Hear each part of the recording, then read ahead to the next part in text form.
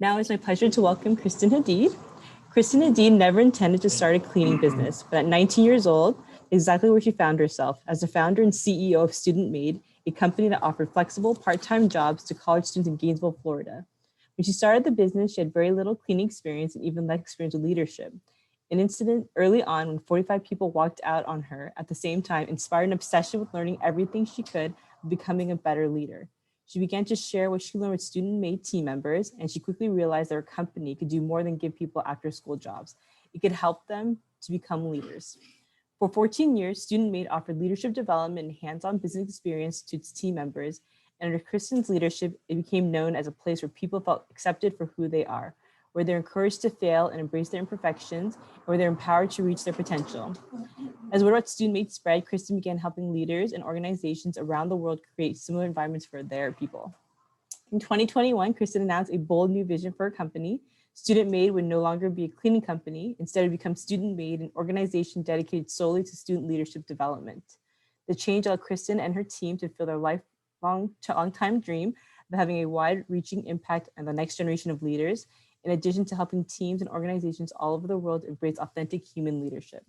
Kristen and Student Made have been featured in news outlets including PBS, Fox, NBC, Time, and Forbes. Kristen's book, Permission to Screw Up, has sold more than 30 million copies worldwide, and her TikTok has been viewed more than 3 million times. Welcome, Kristen Hadeed. Yay! Hi, everyone. Happy Friday. I'm so happy to be back here with you. And today we're talking about limiting beliefs and overcoming beliefs that hold us back. And, I think it's really powerful when you realize that you can control what you say in here, and that the more we understand what's happening in here and what we might be doing to prevent us from taking action or from reaching our potential, once we understand what those blocks are, and then we have the power to reframe that, to change that, it's so powerful. And I think many people go through their life without ever really stopping to think about what is happening in here, and am I doing anything unintentionally that is blocking me from having the success that I want to have. And a lot of people just don't take the time to become aware of that and do something about it. So I know there was a workbook to go through. I don't know how many of you did it. So yep, great. If you did the work, I would like to know in the chat, what was the limiting belief that you identified as you did the work? And if you didn't do it, you still have a chance to do it. We're going to talk about a lot today, so you have a good foundation. But in the chat, what was a limiting belief that you identified for yourself? I'm not good enough. Yeah. Thank you. Anyone else? No one wants to hear my voice? Yeah. So I'll tell you about one of mine and kind of where it comes from and my journey of discovering it, and then what happened when I did discover it and what I did about it. Others have more experience over me. That's a big one too. Yeah. Am I qualified? Right. So I first was introduced to this work by a coach, and the way that we did the work is he read various statements out loud, things like I'm not good enough, or I have to be perfect, or I need to be in control, all the statements really that are in your workbook. And he said, I want you to let me know if you feel anything when I'm saying these things out loud. And at first I didn't feel anything, but then when he got to I don't belong, I really felt that. And he asked me, where do you think that thought comes from? Because when we're born, you think about we're little babies and we're born. Our first thought isn't I don't belong, right? Something happens along the way, some experience that gives us that perspective and that thought. And so I reflected back to being a young kid, being in school. I had this bright red curly hair. No one in my class had red hair. And I remember everyone calling me Big Red, like the chewing gum Big Red, because it was just this really big curly hair. And I had headgear, the braces that attach to the top of your head. And so people would call me brace face. They would make fun of my headgear. I had very light skin. I had freckles. I remember at the pool parties, I grew up in Florida, so a lot of birthday parties were at the pool. And I always felt self-conscious because my skin was very light and I would always get a sunburn. And so then they would even make fun of like the sunburn plus the red hair. So I just always felt like I didn't belong. In third grade, I was bullied by a group of girls. I actually had to change schools. It was a group of girls called Group 5 girls, and they chose one person in the school to kind of make their victim, and I was chosen. And so it was really bad. And I had to change schools over that. And so it's just a lot of things that gave me this feeling that I didn't belong. And I wanted so badly to feel accepted and to be invited to sit with people at lunch and, go to the birthday parties and all these things. And I never felt that. And so what that did for me is I became obsessed with doing things that would make me feel I belonged, even if they weren't things I wanted to do. So it looked like dyeing my hair different colors because I thought that people would accept me. It looked like covering up my skin and getting tans that weren't real so that, I would feel more accepted in that way. And those were like the small things. But then as I grew in my career, I wasn't myself. It was like I was covering up so many pieces of me that I wasn't actually being me. And it especially was magnified for me when I started speaking, because I'm 33 and I've been speaking for, I don't know, 7-8 years. So when I first started, I was a lot younger than I am now. And many times I would go into rooms, I would be the youngest one. And I could sense people questioning, why are you here? Like, why are you the speaker? I own a cleaning company. Why am I speaking at this conference? And I just had this feeling of I don't belong here. So what I would do is I would wear business suits, even though I wasn't comfortable in them and I didn't feel like myself in them. I would wear those to try to look more sophisticated. I use PowerPoint, even though if you've been in several sessions here with me, you know that I'm not a PowerPoint person. I nothing against it. It's just not for me. I like this kind of presentation style, but I would use PowerPoint and I would do things that I thought I needed to do to appear more professional or like I belonged. And then every time I would get off the stage, I would think that wasn't me, and I felt like I never really reached anybody and reached their heart. And then one day, I don't really know what happened, but one day I just was like, you know what? I'm going to be myself. And I think it was the work with the coach, understanding that I had this thing, really doing the steps in the workbook of writing the letter and reading that letter to myself every day. And just slowly it became true. It became my new belief. I do belong and I can be myself, and being myself is cool. And so I remember, I'll never forget, I was giving a speech. I had packed a business suit. I had the PowerPoint, and I woke up that day and I was like, nope. And I wore jeans and I didn't use the PowerPoint, and I spoke from my heart and I was completely myself. And it was the first time I ever felt like my message resonated, like really. So I'm sharing that with you because what was the cost of that belief? When I'm sitting here thinking I don't belong, well, then I'm like, should I raise my hand and say that? Because if I say that, what if people don't like me if I say that? So it would cause me to not give feedback or not share my opinion or not say the truth of what I felt, or in my company, making decisions based on what I think people will like so that I feel accepted versus what might be best for the company and for them, even if it's a decision that in the moment people don't really like, but in the end, it's best for everybody.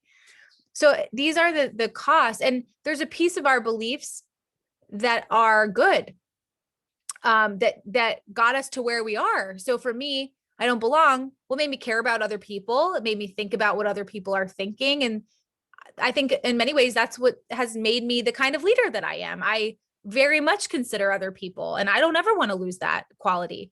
And also there's pieces that are limiting. So that's just a little bit about my journey. Would anybody want to share like what you discovered about yourself in doing this work? Like where it comes from? Or, I mean, I know this is vulnerable, so don't feel like you have to be put on the spot and share if you don't want to, but it can be any aha you had as you went through the workbook. Anyone?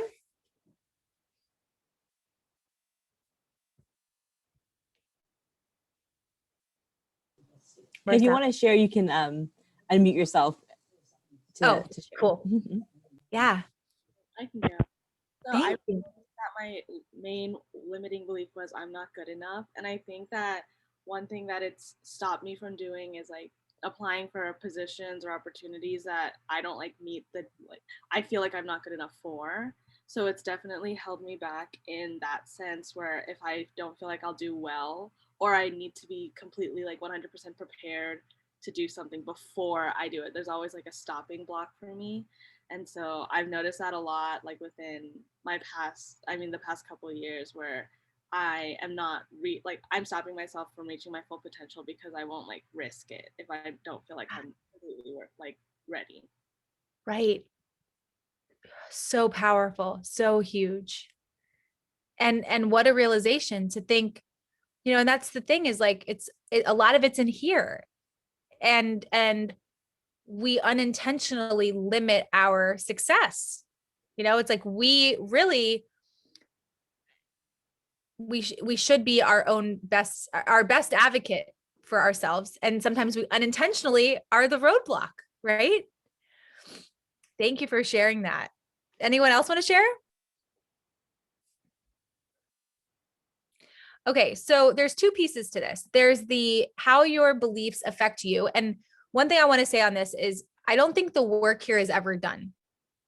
I don't think you wake up one day and you're like, check, I'm good. I've done all my internal work. There's nothing left to do. I think that the best leaders are on a constant journey of self-discovery, and they're constantly curious about themselves. So now that you have the workbook and you have the resources, I would say every now and then go back and do it again. Because just like I don't belong, I realized I have to work hard. I realized I'm responsible for other people's emotions. I mean, there's been a lot of other ones that I've had to work through to let go of that belief. And so I've learned like the work doesn't ever stop. If you want to keep growing as a human, as a leader, it's constantly being curious about yourself and discovering what else might be happening in here. And so do this work often, but also keep it simple. When it comes to overcoming a belief, focus on one and think about how many years it took you to learn the belief that you have. It's going to take you some time to learn a new belief. So there's a patience that's required when we grow as leaders. It doesn't happen overnight. And what I did is I wrote a letter to my belief. This is in the workbook. And I said, dear voice that sometimes tells me I don't belong, I do belong. And, here's what I'm going to let you tell me. And here's what I'm no longer going to listen to anymore. And I just kind of put my belief in its place. And I literally read myself that letter every single morning. That's how I started my day. I read myself the letter until I didn't have to read it anymore because what was on the letter was now in here. It was like, this is what I believe. So I had learned a different belief. And then I would have little Post-its sometimes on my computer, like be yourself, be you. And those little reminders help me to have the courage to one day say, you know what, I'm not wearing the business suit. I'm going to wear what I'm comfortable in. And that's it. And so that's the internal piece, but there's this other piece, which is the dynamic with other people. And just looking at the chat, I mean, look at how many beliefs are in this Zoom room right now with us. Who would have ever thought that there's someone in here who feels this and this and this and this. So anytime you're in any kind of conversation with someone, you have things that are in here and that person has things in here. And sometimes our beliefs can feed off of each other and they could actually be the reason we're having a breakdown in communication or we're not getting along or whatever it is. I want to share the story of two people on my team. They gave me permission to share this with you because it really demonstrates this. So one person, her name is Amanda, and her limiting belief is that she's not good enough. And it comes from when she grew up, her grandmother, who was like her motherly figure and the person she admired the most in her life, she would say, Amanda, you're good at many things, but you're not great at anything, all the time. She would always say that. You're good at many things, but you're not great at anything. So Amanda internalized that she's not good enough. Monique on our team, she was often told to be quiet. And, not now, Monique, be quiet, Monique, sit down and be quiet. And so she kept her voice inside. She, felt that she was too much for people. And her limiting belief is I'm too much. So she would keep it inside. Now, here's what would happen with Amanda and Monique. They are great friends. They've been working together for over 5 years, probably at this point now, maybe more like 7 years. They have a deep level of trust, and yet they would have these breakdowns in their communication, and it would get so bad where they would come to me and say, we need you to facilitate our conversation. We don't even know what's happening here. It's like we're both shutting down. So this went on and on. It would be fine. And then we would have that conversation again, fine, and have that conversation again. And we realized it was the limiting beliefs feeding off of each other. Monique would have the courage to speak up and give Amanda feedback. And then Amanda would shut down because it's triggering her. I'm not good enough. So she's shutting down. And then that would trigger Monique's, I shouldn't have said anything. I'm too much. And so now they're both shutting down. And I just want you to think about in your life, is there someone who you feel like you constantly are at odds with, or it's a cycle where you're fine and then, or there's someone who just brings out this side of you that you're like, I don't know what it is about this person, but they push my buttons. And I don't know who said this quote, but it's like, we can learn a lot from our enemies. And I'm not calling these people your enemies. I'm just saying when our buttons are being pushed, there's a lot to learn about that. Why is this button in me being pushed? And it can usually reveal that there's something deeper there for us, maybe something for that person. Remember, it's when emotions exceed the moment, there's more to the story. I think we talked about that maybe once. When emotions exceed the moment, it's not about the moment. When we react and we're emotionally triggered in a conversation, it's probably not about the conversation. It's for Amanda being brought back to that day when her grandma said, you're not great at anything, So there's this like level of empathy that we have to have in our interactions now that we know, especially that this stuff is going on. And when someone is shutting down, the best thing to do a lot of times is to say, I care about you. Because when someone is emotionally unraveling and we respond with hurt and, it doesn't make it better usually. Now, I know there are some people in our lives where we don't want to have a relationship with them. It's maybe a conflict of values, which is what we talked about in our last meeting. Like there may be a boundary where it's just, I don't need to work through this with that person. For Amanda and Monique, they wanted to work through it. They didn't like that they were having this breakdown. And so the way they worked through it is by each working on their beliefs and holding each other accountable to that. So I can pause there. Have you ever had a situation in your life where you notice there's like someone who pushes your buttons? Or a different side of you comes out? Or it doesn't have to be a relationship. Maybe just, what does it feel like when your emotions exceed the moment? What happens? I can share. Sorry, I can't put my video on right now, but It's okay. Sometimes with my roommates, we get into arguments or disagreements, and even though we're friends, it's like they're your enemy in that moment. And then even within sports as well, like with a physical sport, you just kind of go at them physically, and you're like, where did that come from? And like your roommate gets a dog and he leaves for the weekend and leaves you in charge of the dog, and then you get yelled at for something the dog did. Yep. Yeah, frustrating. And so when I'm in situations where I'm frustrated, well, I think a big thing I've learned, this is so hard to do, to not take things personally. It's actually, I don't know if you've ever read The 4 Agreements. It's a great book if you haven't read it. One of the agreements is don't take it personal. And the reason for that is I realize that when people react, like if somebody's angry and they say hurtful things to me or they respond poorly, I realize that it's not about me. They're hurting. Hurt people. Like they're hurting inside. So they're taking it out on me. Doesn't mean it's right. But I've learned to not react. It's hard. And to instead see when someone reacts, their reaction is not a reflection of my value as a person. It's a reflection of the relationship they have with themselves. And that's really hard. But if you can really start to think about, maybe it's not about me, maybe this situation is about something greater, it gets a lot easier. It's a lot free. It's very freeing to think about things that way. Okay. I see in the chat, when a coworker lacks in their work ethic, it's irritating. Yes. If they don't know you personally, can't take it personally is what I tell myself. Yep. Yeah. And so there's always gonna be these frustrating moments, and it's how we respond, how we react. We can't control what people do. We can't control what people say. We can only control our reaction. And sometimes I have moments where like my limiting belief pops up again. I don't belong and I don't say the thing I want to say, or I don't. And I always reflect. I end the day with, how was today? How could I be better tomorrow? What did I do today that maybe wasn't so great? And then if I notice that my limiting belief popped up, I set an intention to work on it tomorrow. Like tomorrow, I'm going to try extra hard to not let that belief hold me back. Because the thing is, we're human, and you're going to have days where you feel like you're winning and it's all great. And then you have the next day and you're like, what happened today? Every single thing I just dropped, I didn't do what I wanted. And it's okay as long as you reflect and you learn from that and you do it differently tomorrow. So if I ever have a time where I get emotional or I react, sometimes I'll go back to that person and say, I'm really sorry for how I responded in the meeting today. I just want to take ownership of that. Here's what was actually happening in my mind. It had nothing to do with you. And then sometimes in a conversation, I ask for a pause. Sometimes if I notice I'm getting, worked up, I'll say, can we pause for a moment so I can collect my thoughts? And sometimes I say, can we meet later today? Or can we just pause for a moment? Let me start over. Sometimes we need that pause.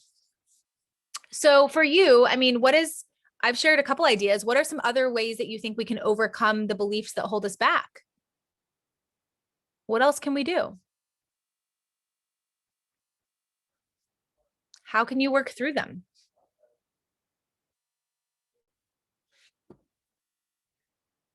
Any ideas? Did anyone write their letter? Oh, can I say something? Oh, yeah, please. I don't know. I think like sometimes like being conscious and surrounding yourself with people who understand what you might be going through and similar mindset, it just like plays a very huge role, like especially in my life, because I realized when I don't have people who don't have the same mindset or similar mindset as me, I feel disconnected. Yeah. I love what you said.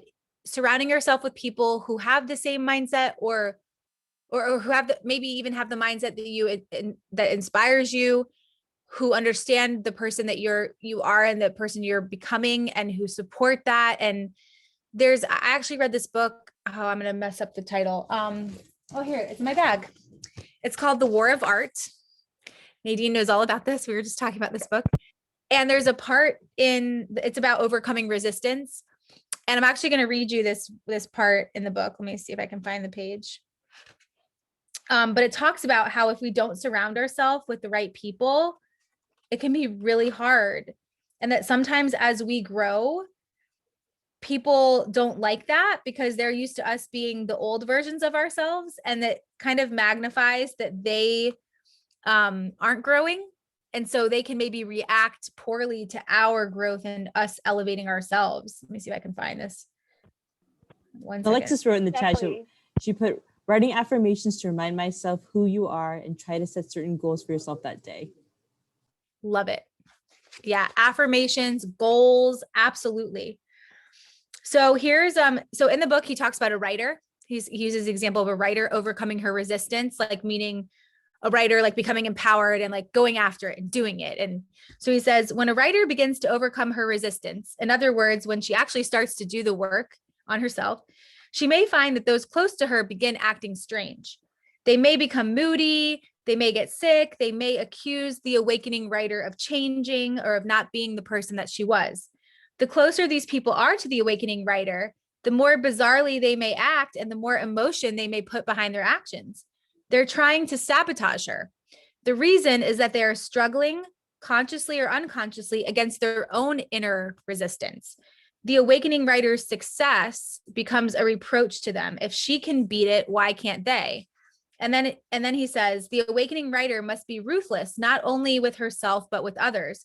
Once you make your break, once you do your work and you're elevating yourself, you can't turn around for your buddy who catches his trouser leg on the barbed wire. The best thing you can do for that friend, and he would tell you this himself if he's really your friend, is to get over the wall and keep moving. The best and only thing you can do for another is to serve as an example and an inspiration. And what I love about this is like, I can think about when I was in college, friends who, as I grew in my career and my journey, We just weren't on the same level anymore. It had nothing to do about where we were professionally, just mindset wise. We weren't on the same level. And as I became more intentional about growing as a person, I felt myself growing apart from some of my friends. And it was really hard. And there was a part of me that wanted to like go back and be with them. But then at the same time, I knew that I couldn't do that, that I was growing beyond that. And so I think that's so true. The best thing you can do is be an inspiration for those people. Work really hard, do the things that you want to do your self work, even if other people think it's silly, it's not silly. And then you'll find a circle of people where it's just as important to them as it is to you. And it might be a smaller circle. My friends today, I have few, they're great friends. Versus when I was in college, I think I had a lot of friends, but maybe not such great friends. And I'm not saying you don't have great friends, but I'm just sharing my own experience. The other thing really quick I want to say is something that I don't think anybody ever talks about is fear of success. You hear fear of failure all the time. Fear of success, it's a real thing.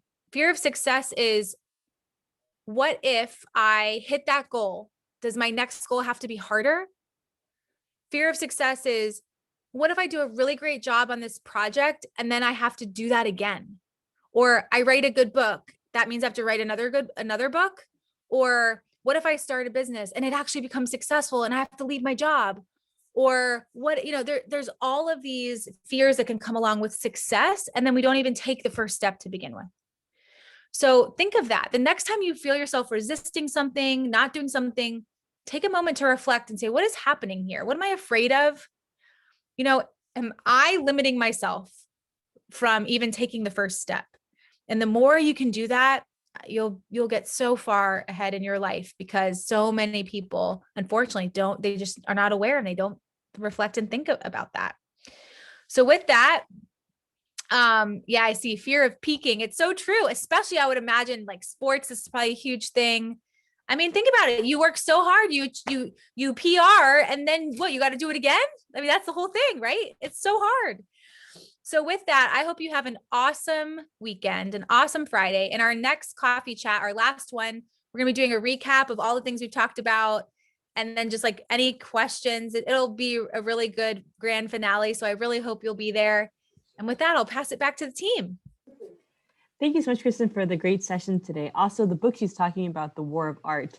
I've heard about it quite a lot this week, and I can't wait to read it. So any student who's interested in learning more about this book that Kristen read from, just email entrepreneurship, email back with the Zoom link you got, and we'll provide it to you. I'm very enthusiastic of reading this book, and I heard a bit of it this week, and I'd love to provide it for you. So just reply back to the email that provided the Zoom link, and we'll provide you that text, and then we'll coordinate with you on how to get the book to you as well. So hopefully a lot of them have read it. So Kristen, if you want to highlight that in the closing session, hopefully they'll have read it as well. So again, the book, yes, so definitely we'll provide that text to you. Again, thank you so much today, Kristen, for joining us. We will be posting this session on Monday with all as well on the Trosh Canvas page, where you can access all of Kristen's other sessions as well. Also, for those of you who need to attend workshops for your classes, we have about 14 workshops on the Trosh Canvas page that you can watch. But thank you so much for joining us today, and have a great weekend, guys. Bye, everyone. Bye, everyone. Bye. Bye, Nadine. Bye. Have fun with your mom and your family. Bye.